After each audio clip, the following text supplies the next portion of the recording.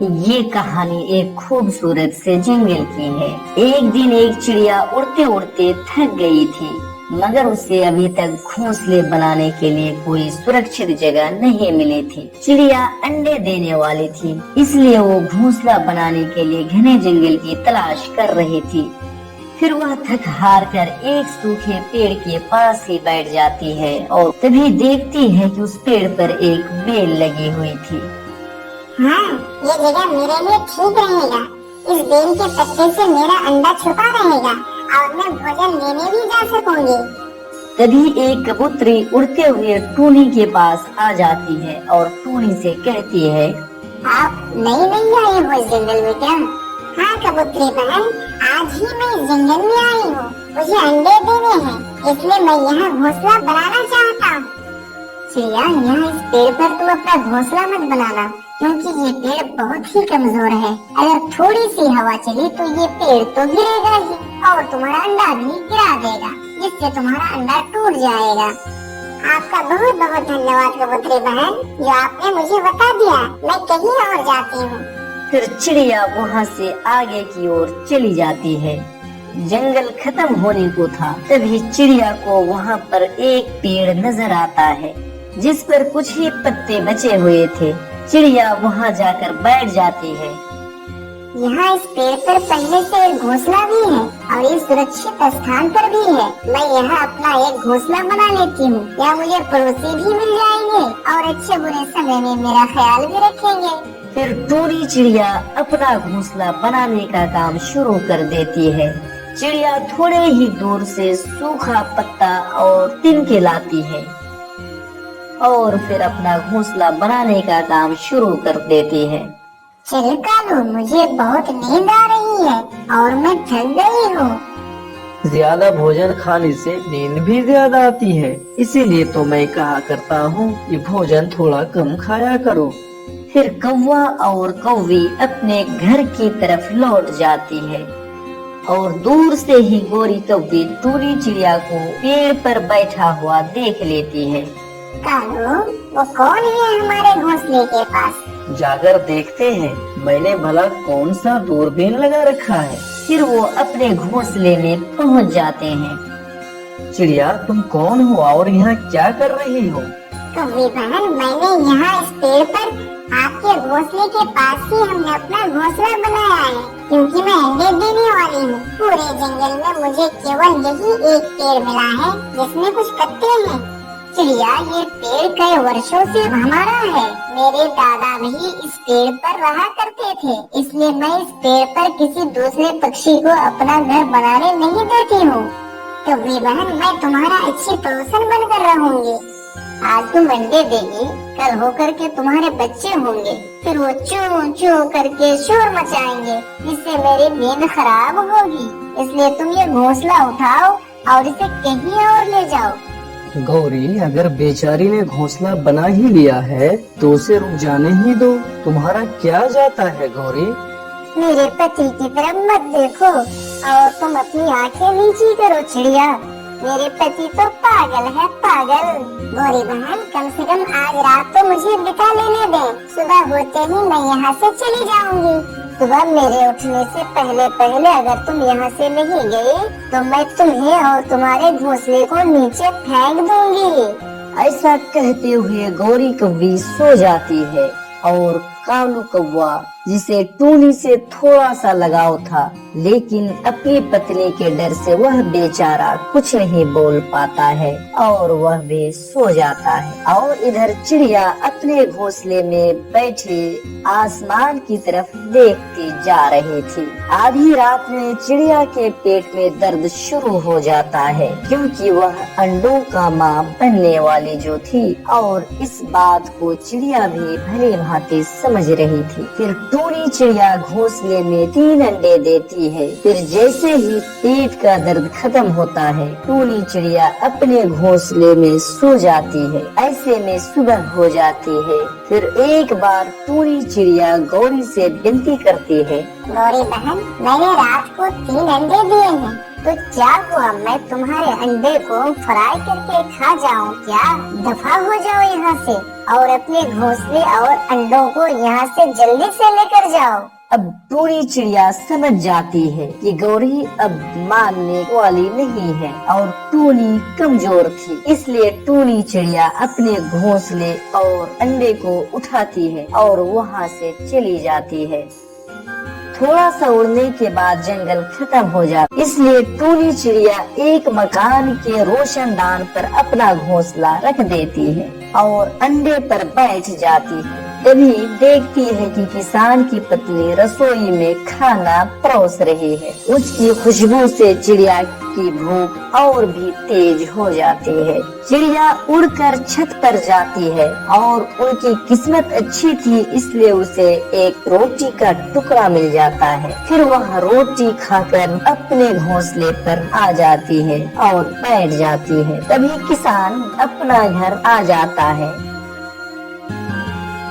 और खाना खाकर अपनी पत्नी के साथ सो जाता है। फिर किसान कहता है, यदि इस बार फसल अच्छी नहीं हुई तो मैं खाद और बीज का पैसा कहाँ से लाऊंगा? घर में अनाज तो बस कुछ ही दिनों के लिए बचा हुआ है। यही सोच सोच कर मैं बहुत परेशान हो रही हूँ कि अब कैसे दिन कटेंगे मेरे पति। तुम चिंता मत करो, मैं जरूर कुछ करूँगा। फिर ऐसे बातें करते करते वो सब सो जाता है। इधर चिड़िया किसान और उसकी पत्नी की बात चुपचाप सुन रही थी, लेकिन जो भी हो चिड़िया बहुत खुश थी क्योंकि उसे सुरक्षित जगह जो मिला था। अभी तक तो मेरे घोंसले के बारे में किसी को पता नहीं चला है और ऐसे ही 2-4 दिन बीत गए तो मेरे अंडे से बच्चे निकल जाएंगे और मैं उन्हें लेकर उड़ जाऊंगी। ऐसा कहकर टूनी चिड़िया वहाँ से भोजन की तलाश में निकल जाती है। तभी उसे नदी के किनारे कोई चमकती चीज दिखाई देता है। टूनी चिड़िया अपने घोंसले को सजाने के लिए वह चमकीली चीज लेकर आ जाता है। अरे ये घास कहाँ से आया है? मैं तो अभी यहाँ साफ करके गई थी। फिर किसान के पत्नी की नजर टूनी के घोंसले पर जाता है। मैं इस घोंसले को अभी उतार कर फेंक देती हूँ, पता नहीं कब से चिड़िया ने यहाँ घोंसला बना दिया है। किसान की पत्नी घोंसला हटाने के लिए सीढ़ी पर चढ़ जाती है। फिर घोंसले में अंडे देखकर वह नीचे उतर जाती है और अंडे को कोई नुकसान नहीं पहुँचाती है। शाम को चिड़िया भी लौट जाती है। फिर वह चमकती चीज चिड़िया अपने घोंसले में सजा लेती है। ऐसे ही कुछ दिन गुजर जाते हैं और चिड़िया के बच्चे अंडे से बाहर आ जाते हैं। फिर वे थोड़ा थोड़ा उड़ने लगते हैं। फिर अगले दिन सुबह सुबह टूनी अपने बच्चे को लेकर वहाँ से चले जाते हैं। किसान की पत्नी चिड़िया को वहाँ से जाता देखकर किसान से कहती है, किसान जी, चिड़िया अपने अंडे से बच्चे निकाल कर यहाँ से चली गई है। अब आप तो ये घोंसला हटा दें। मैं अभी इस घोंसले को यहाँ से हटा देता हूँ। फिर किसान जैसे ही वहाँ से उस घोंसले को नीचे फेंकता है, वह चमकीला चीज किसान की पत्नी के पैर के पास जाकर गिर जाता है और फिर किसान की पत्नी कहती है, ये क्या चीज है जो चिड़िया के घोंसले से गिरी है? फिर किसान पास आकर देखता है और कहता है, अरे ये तो मोती है मोती। अब तो हमारे दिन ही बदल गए। वो चिड़िया नहीं, हमारे लिए देवी थी देवी। अब तो हमारे बुरे दिन खत्म हुए। फिर किसान और उसकी पत्नी खुशी खुशी अपना जीवन बिताने लगते हैं और इधर टूनी चिड़िया भी अपने बच्चे को लेकर खुशी खुशी अपना जीवन बिताने लगती है। अफ्रीका के सुंदरवन में टूनी अपने 2 बच्चों के साथ रहती थी, तो वहीं दूसरी ओर एक पेड़ पर गोरी कौवी अपने 2 बच्चों के साथ रहती थी और एक पेड़ पर तोती अपने 2 बच्चों के साथ रहती थी। एक दिन की बात है, टूनी के बच्चे टूनी से कहती है, मम्मा, ओ मम्मा, हम लोग अपने घोंसले पर रह कर थक गए हैं। चलो ना मम्मा, आज कहीं घूमने चलते हैं। हाँ मम्मा, चलो ना, मेरे बड़े भाई बिल्कुल ठीक ही कह रहे हैं। ओहो, पहले मेरी बात सुनो तो मेरे बच्चे। नहीं मम्मा, मुझे कुछ भी नहीं सुनना है, हम लोगों को तोड़ पर ले चलें। इधर गोरी के बच्चे भी गोरी कौवी से कहने लगते हैं, मम्मा हम सब भी टूनी आंटी के साथ घूमने जाएंगे, मुझे भी लेकर चलो ना मम्मा। ओहो, लगता है तुम सब आज बिल्कुल मानने को तैयार ही नहीं हो। अच्छा ठीक है मेरे बच्चे, मैं भी तुम्हारे बुलबुल अंकल को फोन करता हूँ, वो ऑटो लेकर आएगा, तब हम सब उसी ऑटो में बैठ कर चलेंगे। आप तो कितनी अच्छी है मम्मा, और नाम भी कितना प्यारा है, गौरी। अपने बच्चे की बात सुनकर गोरी कौवे बुलबुल को फोन करता है। हेलो, कौन? बुलबुल भाई। हाँ गौरी बहन, बोलो क्या बात है? मैं ये कह रही थी कि तुम ऑटो लेकर आओ, आज मेरे बच्चे, टूनी के बच्चे और मिट्टू के बच्चे सभी मिलकर टूर में जाएंगे और मौज करेंगे, मौज। ठीक है गौरी बहन, मैं भी ऑटो लेकर आ रहा हूँ।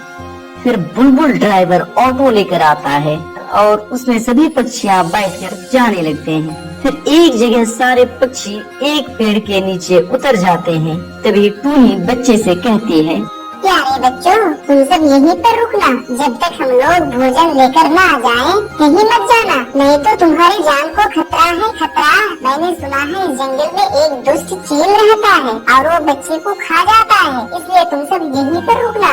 ठीक है बच्चे। देखो बच्चों, तुम्हारे टूनी आंटी ने बिल्कुल ठीक ही कहा है, इसलिए तुम सब यहाँ से कहीं मत जाना, ठीक है? हाँ ठीक है मेरे मिट्टू अंकल, लेकिन जरा जल्दी आना।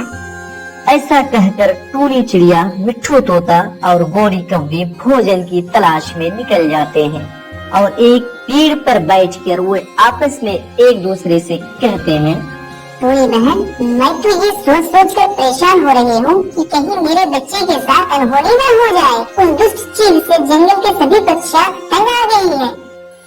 दोस्तों मुझे भी लग रहा है मिट्टू भाई, लेकिन करें तो क्या करें? बच्चे के लिए भोजन लेकर जाना भी तो जरूरी है, नहीं तो वो भूखे मर जाएंगे। क्यों ना एक काम करे टूनी बहन, जल्दी जल्दी भोजन तलाश कर अपने बच्चों के पास चलते हैं। इधर ये सब बातें हो ही रही थी कि तभी वहाँ दुष्ट चील आ जाता है और बच्चे से कहता है, अरे आज तो मेरा किस्मत ही बदल गया, एक ही जगह पर 6 बच्चे। आज तो मैं इसे खाकर अपनी भूख मिटा लूंगा। पहले मैं किसे खाऊं, किसे? हाँ, पहले मैं टोनी के बच्चे को ही खाता हूँ। ऐ टोनी के बच्चे, चलो जल्दी से मेरे पास आ जाओ। रुको चील अंकल, बस 1 मिनट रुक जाओ।